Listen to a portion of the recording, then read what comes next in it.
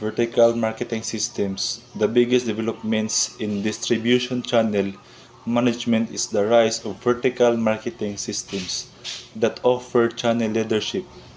So, maghatag na itinig ka ng biggest development sa pag-distribute ng mga channel para mo lambo kibali ang sa marketing sistema o maghatod og kanang pag-lead. As mentioned, the success of the whole channel depends on each channel's member. Role must be identified and channel conflict must be cooked. The channel will achieve if it consists of a company, agency, or mechanism allocate rules and management conflict. So, it says here the channel will achieve kanang madayaw nga consistent kibali ang isa ka company, ang agency, tapos na sila yung mechanism to allocate rules and mahibalo sila mo manage sa mga conflict, mga kakulian sa usa ka kuan, sa usa ka management. Corporate VMS. A corporate VMS integrates successive stages of production and distributing under single ownership. The concept behind vertical marketing systems is similar vertical to integration, coordination, and conflict management are attained through regular organizational channels, breweries, and petrol stations are good examples of these vertical marketing systems. So, corporate VMS no nag-integrate din ng mga kalambuan stages sa mga production ug sa pag-distribute sa mga nagadaiyang mga tag-iya sa ownership bale. The concept behind vertical marketing systems is similar kibali pareha ra sila sa pag-integrate, tapos nabod kibali coordination para malikayan ang mga conflict sa management, o tapos magkaroon sila kanang organize ang ilang mga channel.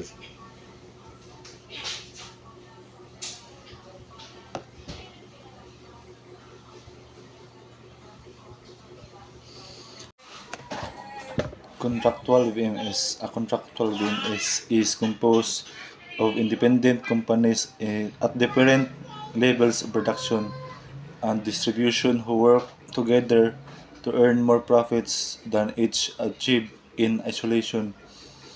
Through contractual agreements among channel members, they all achieve coordination and conflict management. A common example, franchising. The producer allows the distributor to sell its producer's name, in exchange for an annual license fee. McDonald's, Domino's, Pizza Hut, and even Jollibee of the Philippines are examples of franchise that are working on a contractual basis.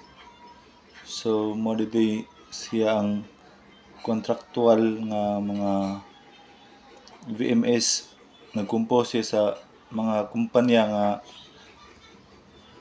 different, and then their products are distributing sa mga kuan kanang nag-distribute sila sa ilang mga produkto nga kibali demand, and then nagkuhan sila ng mga profits to achieve na sila yung goal kibali nga ma-achieve sa ilang pag hatag sa mga franchise through contractual agreement.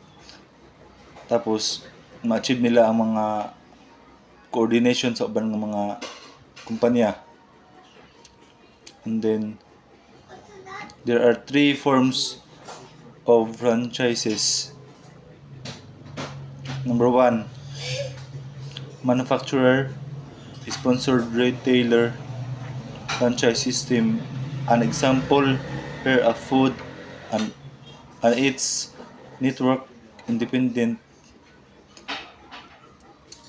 franchise. So, for example, aning Ford nga kumpanya, kibali independent siya nga franchise nga dealer.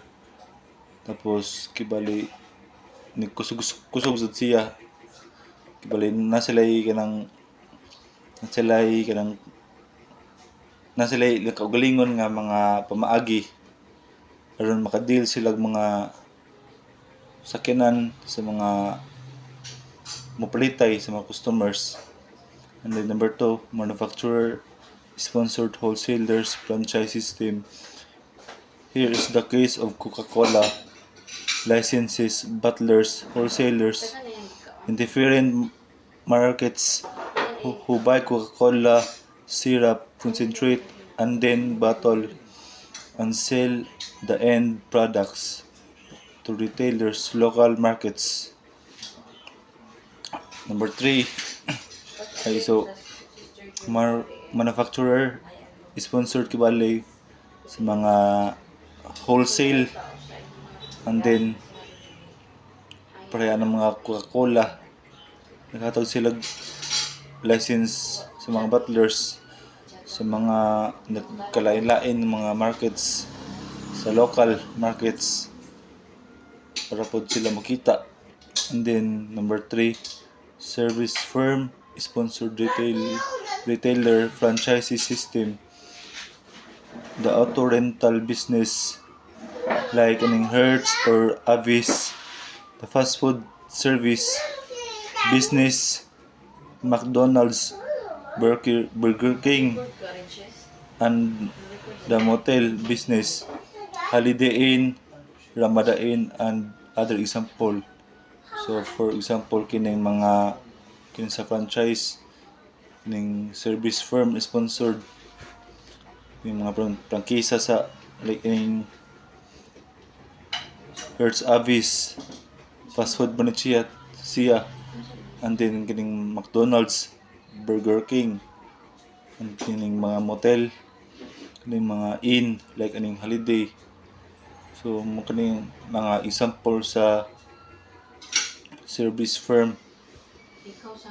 Tapos administered VMS in an administered VMS, the basis of leadership is through the scope of control of one of a view leading channel member and not because of common ownership of contractual ties. Simply, the most powerful and influential member of the channel controls the activities of the channel members. Manufacturers of a top brand such as Procter and Gamble, Shumart, Home Depot, and Robinsons can obtain strong trade cooperation and support from resellers in terms of display, shelf space, pricing policies, and promotions arrangement. So kaning administered from the word admin, kibali na say kanang naigalid kibali nga pamaagi, naigalid kuan sa ang pagdala ani nga pamaagi kini nga sistema. And then there are mga examples diri kaning mga top manufacturer such as Procter and Gamble, Showmart, Depot, Home Depot, Robinsons. So kana siya mga example sa administered VMS. And then second to the last, horizontal marketing systems. In horizontal marketing systems, there are two or more companies at one level that join together to pursue a new marketing opportunity. So na sila yung mga lahat sa din siya klase nga sistema kay horizontal marketing sa ini, tapos there are two or more nga companies so nga involved ani siya nga nagkausa ibali nagakorpo through working together companies that can combine their financial production and or marketing resource na sila mga laing pumaagi na sila kanang pag unity nga makakuan sila company nga makakuan sa financial production and or marketing source to achieve more than any one company. So advantage ning two or more nga mga companies nga unite sa ilang pagpalambo sa ilang negosyo, sa ilang mga business. And then last, multi-channel distribution systems. Traditionally numerous companies make use of single channel to sell a single market or market segment. So kini siya is mga karaan tibali ng pumaagi traditional, and then na mga single channel na magbaligya sila og mga produkto sa mga market to market segment. Nowadays, more and more companies are adopting multi-channel distribution system, often called hybrid marketing channels. The increase of customer segments and channel opportunities make this happen.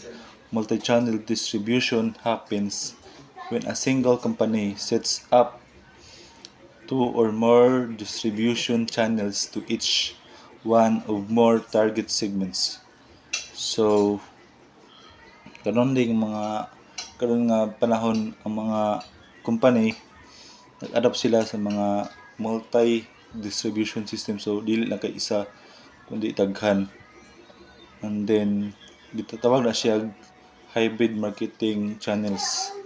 The increased customer aron madaghan ilang mga customer, and then makakuan sila create sila mga channel opportunities nga mulambo ang ilang pamaagi ang ilang multi-channel distribution system.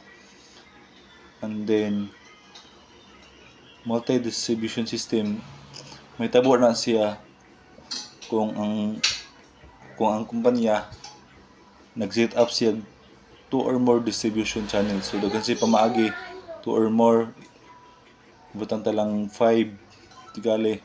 So advantage na siya sa isa kang company nga nag-adapt sa multi-distribution system to reach out more and more targets segments. So that's all for my report. Thank you.